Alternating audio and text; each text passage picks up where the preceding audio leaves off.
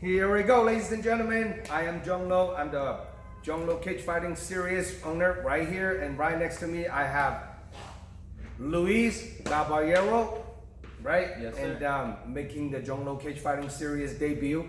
Now, let's introduce you to all the fight fans out there in Northern California, who you are and where you're born and raised, and what got you into martial art. So my name's Luis Fernando Caballero. I was raised in the Bay Area, but I was born in Mexico, Apatzingan, Michoacan. But I came to the States at a very young age, so I don't know my home country as much as I'd like to. Hopefully one day I can go back and visit. But like I said, I was raised in the Bay Area all my life, so I don't know anything else besides the Bay Area. Do you speak Spanish? Oh yeah, I can speak Spanish, I can speak English. I'm trying to learn a little Japanese and a little French here and there, but... Well, you are fighting a Japanese on the next fight. That's gonna make it interesting for sure. Say some Japanese before the fight or something. Throw them off? Yeah, throw them off. That might be my game plan. Yeah, that's good. Now, Luis, so you are very, very young, 23 years of a young age, and then you have one amateur fight. Mm-hmm. Let's talk a little bit about what happened, what goes through your last fight. So, on my last fight, I didn't even get to fight. I am coming off a loss, so I'm coming in hungry. I'm coming in to fight. That's what I'm looking forward to. Like, I'm just ready to prove a lot of doubters wrong. I've been training for roughly, I want to say average 1 year, one year and a half without, like, because our gym with COVID and everything, it's been closing on and off. So consistently, I've been training for, like, I want to say a year and a half. Yeah, I'm just ready to put in some work, show a lot of people and shut a lot of people up and do what I've been training for. Now, your last fight, when I look at the camera record, is only went 4 seconds. Now, does he come out with the haymaker and he land his haymaker? Yeah, so I made some dumb mistakes. I got caught with the haymaker, and you know, these amateur fights, they'll stop it pretty early too. So you know, the ref, as soon as the ref saw I dropped, they stopped the round. I was still conscious though. I got it right back up trying to fight, but these amateur fights, they will stop them early. So I learned a lot off of that first fight. Now, this upcoming fight, you're against the guy Kevin Yamaishi. Sorry if I pronounce your name incorrectly. So I know he's a Japanese guy. Now, he's been around the game for over a decade. I remember the very first time he fought on my show 10 years ago against the guy from my gym, and it wasn't going his way. My guy coming on top and winning the fight, and then I heard he somehow, went away for almost 10 years and a whole decade. Now trying to make a comeback. Now he's in his mid-30s, slightly have a age disadvantage against the up-and-coming young guys. Now, how do you process your mindset to preparing for a guy like him that been around the game for so long and have experience in martial art for so long? How do you prepare yourself for him? For me, I mean, we're all just human. We're all training. We're all busting our asses off to do what we need to do. Age is nothing but a number. At the end of the day, it's the type of work that you're putting in, the amount of consistency you're putting in, the dedication, all of that factors in. So he could be twice my age, he could be younger than me. As long it won't show, you won't be able to see the ability until the person is right there in front of you. When the cage door shuts, that's what counts. Yes, sir. Now, how do you prepare for him? Do you do some research? Find out exactly a little bit what about his backgrounds and all that? So I found out that he's coming off from like a really long hiatus. He had fought one of your guys, like you just mentioned, 10 years ago, and now he just fought not too long ago, like 2 weeks ago, I believe. Mm-hmm. And I was able to watch that fight. Coming off from that, seeing that, I don't feel any type of certain way. Like I really just trying to go in there, do what I need to do, and just perform for a crowd, and give them an entertaining fight.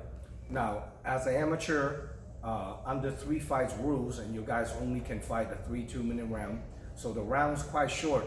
So pretty much you have not a whole lot of time to figure things out. You pretty much have to go. Hopefully the fight don't get to the judge's hands. So is he more like a grappler or striker? Your opinion?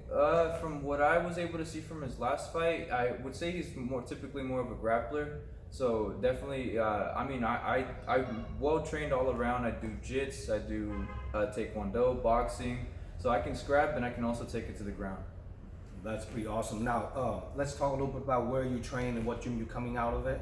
Where do you train at right now? So I train out of Rogue Empire. It's only the only gym I know. Been training with since the beginning of COVID, and it's my home. I love the opportunity that they provided for me.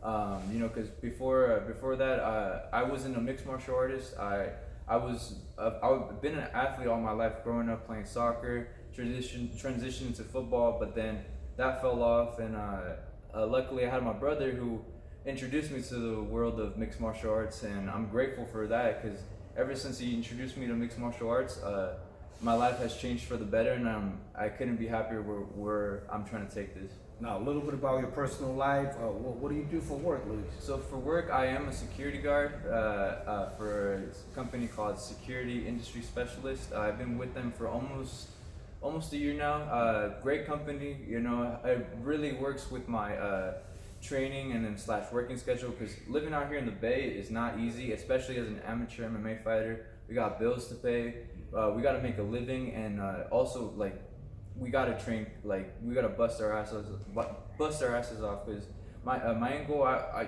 want to go pro. I want to make a legacy out of my name. I grew up from humble beginnings. I didn't have much growing up, so I hope to one day just be an inspiration to many kids out there that were just like me, not growing up with much.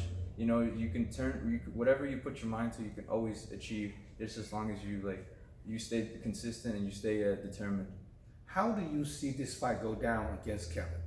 Against Kevin, honestly, I coming off a loss, and then not even being able to fight, not even doing anything on my last fight, it was super frustrating. So for me, honestly, I just want to go in there and fight and show everybody what I'm made of, that I'm durable.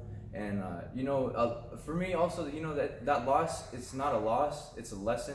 Because for me, I'm doing what I love. I love the world of mixed martial arts. Grateful for it. It's opened so many doors. I've met a lot of people because of it, and I'm grateful. So for me, that's just the end goal. I just wanna go out there and give the people a show.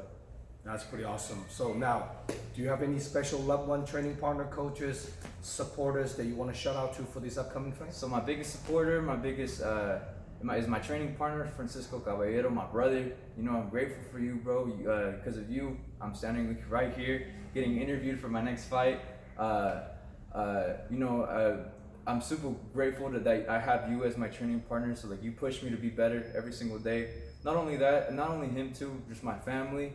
My training team, Rogue Empire, it's also thanks to you guys for everything you guys have shown me, taught me, and taking us out to different gyms to get different work for, we came this week to come and work with Dragon House. Really great experience, got a lot of great work, and it's only up from here. So, and also I want to shout out all my friends and family, all those close loved ones. You know who you are. You guys stay close to me. You guys constantly hit me up, checking up on me, seeing how I'm doing, much love. That was pretty awesome. So, everyone out there looking for an up-and-comer sponsor, here's another young man for you guys to check it out. We don't know what he's going to do. He's going to make almost like an official MMA debut on this upcoming fight. We're going at it and against a very tough opponent, veterans from Team Santos in San Ramon. So now, if your opponent Kevin watching this interview, what do you have to say to him? Honestly, my biggest thing is respect. I have my utmost respect for you stepping in this cage. It takes a lot of guts to do what we do in front of millions of people, and I know you're coming off a loss too. So I respect you for still wanting this as much as you want it. But as soon as we step in those cage, that respect is out the window, and I'm in there to kill. Afterwards, whatever happens, and good luck. That's pretty awesome. Now, off of the question, now you've been in the game a short amount of time. Do you have anybody in your radar that you wants to fight? Oh yeah, my idol, one of my favorite fighters. His name is Israel Adesanya.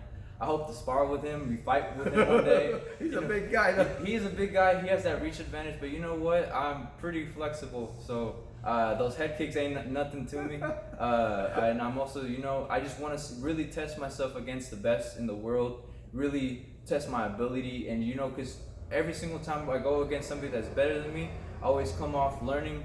It's always an experience, always something I can learn off and improve my game with. Now, you fighting on this upcoming fight, it's 155 pounds. Yes. What do you walk around weight? I usually walk around 160s, 170s, so it's not going to be that big of a weight cut. It was the same weight cut as the last fight. I already know how to prepare for it, what to do. So that aspect won't be, it's not a challenge for me. I did it the first time, like it was a breeze.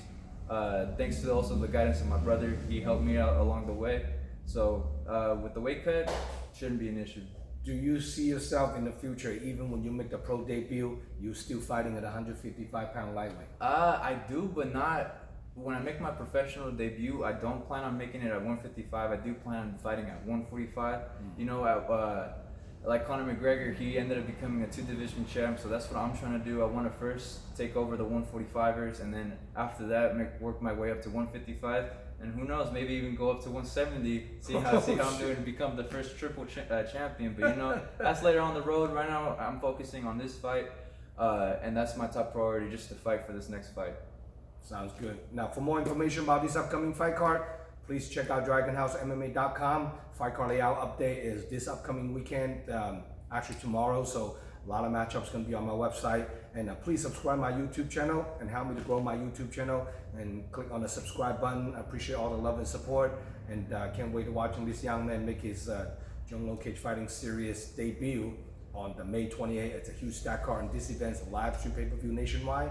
If you guys cannot make it to the event, please order your pay-per-view voucher from DragonHouseMMA.com and follow me on Instagram, Dragon_House_MMA. Any last word you want to say to anybody? Was ready to see a fight. That's awesome. And I'm Zhong signing out. Here we go. We have Luis Caballero. Caballero. Thank you, sir. See you guys out there.